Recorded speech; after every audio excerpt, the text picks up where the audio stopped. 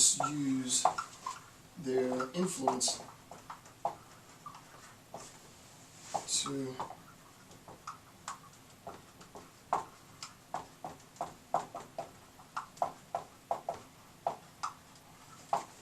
orchestrators of the system have to use their influence to legitimize the system of control.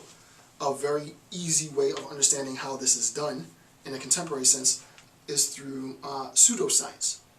In most genocidal atrocities prior to the genocide, there will be an appeal by the orchestrators of genocide to the scientific community to legitimize the perceived inferiority of members of a targeted population, right? So in the Rwanda genocide, there will be discussion of the inferiority of the Tutsi, right?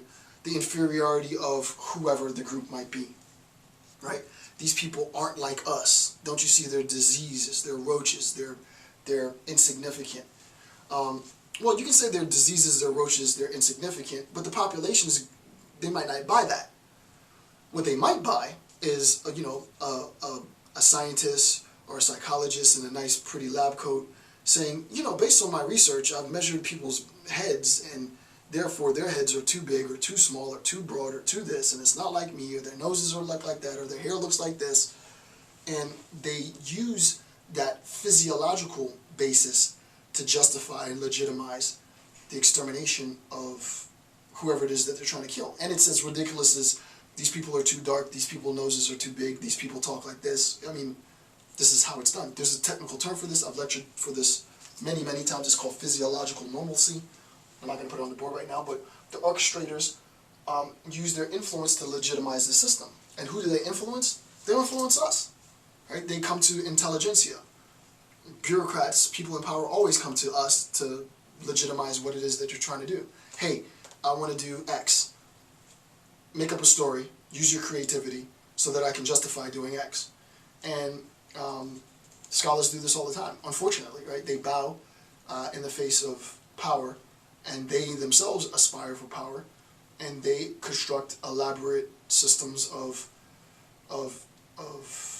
the most horrendous oppression, and it goes from the office, from the armchair, into the world, and people suffer in the real world. There's another group of us that's fighting that, right? There's another group of us that are trying to use the talents that we have. My batteries just, they keep dying. I get like 20 minutes and then it chimes out. So don't buy CVS generic batteries. They're crap. I need to get a better stock of batteries. So I might have missed a little bit. Basically, orchestrators need to legitimize their system by making appeals to intelligentsia, and academics give their creative abilities coupled with their knowledge of whatever it is that their specialization is to orchestrators of systems of oppression, and they appeal to intelligentsia, to academia, to legitimize the system of oppression. The example that I said, this may be redundant, but I don't know if it made, because I lose bits of information if the battery dies. In the example of a genocide, orchestrators of the genocide will appeal to the scientific community, the psychological community, to legitimize the extermination of whatever targeted population. And, a scientist comes on television or on the radio and says that these people are inferior because they don't look like us, they don't sound like us. Here are some physical things that you can look at to see the difference between them and us. And it's in that physical trait that we are then demonizing or dehumanizing the population, and thus condoning the extermination of that population, right? So orchestrators, they use their influence to legitimize the system. Number 3, the system must be directed toward attaining an unachievable norm. And as we said with the sacerdotal class posits itself as the highest instantiation of the type, which creates an immediate delineation in men and demarcation in men, and thus mandates a sense of improvement. But insofar as you ascribe to improve yourself, you reinforce the system of oppression that was already there, right? So it's almost an impossible system to escape, right, without violence. Okay, so they want you to achieve norm, right? The unattainable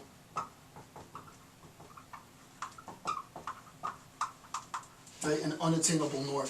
The fact is that a vast majority of the common folk during this time would not be eligible to be priests, right? You needed a profound amount of leisurely time. You had to, I hate the term leisurely time, because it's not technically leisurely, but you needed a profound amount of time to study, right? To just sit around and read, right? You definitely need to learn how to speak Latin and to read Latin, to be able to make sense of it and translate it into whatever language might be the common language of your nation state. That requires hundreds and hundreds and hundreds and thousands of hours of training, years of dedication, and the average John and Jane during the time don't have that amount of time to spend because they are busy trying to feed themselves and feed their family, right? So it's going to be unattainable. The overwhelming majority of people will not rise to the level of power of the sacerdotal class. It's just not going to happen. But insofar as they ascribe and they appeal to the priest for information, for knowledge, for a means of forgiving them of their sins or communicating information to God or receiving information from God, insofar as they appeal to the power of the priest, they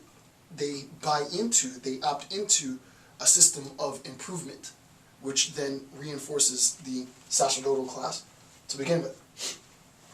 Okay, next, orchestration must be higher. I said that. So A is the hierarchy.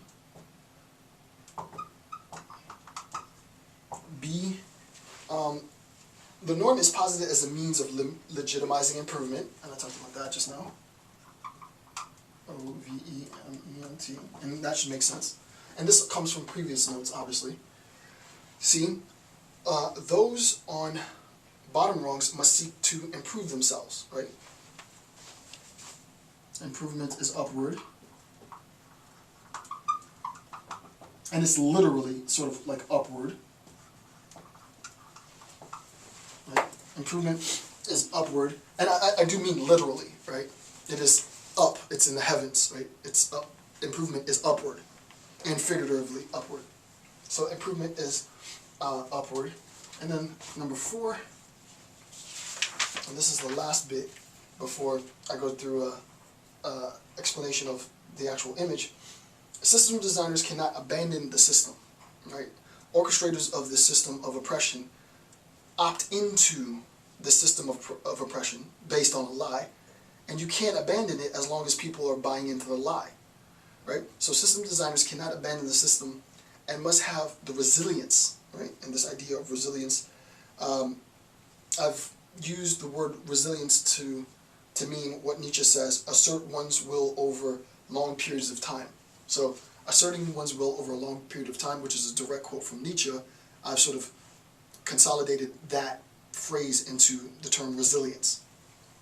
So system designers have to have the resilience to legitimize and justify this system of oppression, right?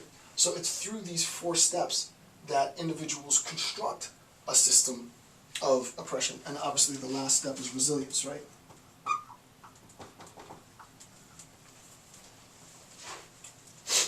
Okay, so system must be based on a lie. You have to have the creative force and recognize that the more creative you are, the more control you exert. The next thing is that you have to use your influence. You have to create an unattainable norm, which does all these things. And then you have to have the resilience to hold fast, right? If someone challenges your system of beliefs. Now, let's look at how this manifests, right? That's a lot to sort of internalize.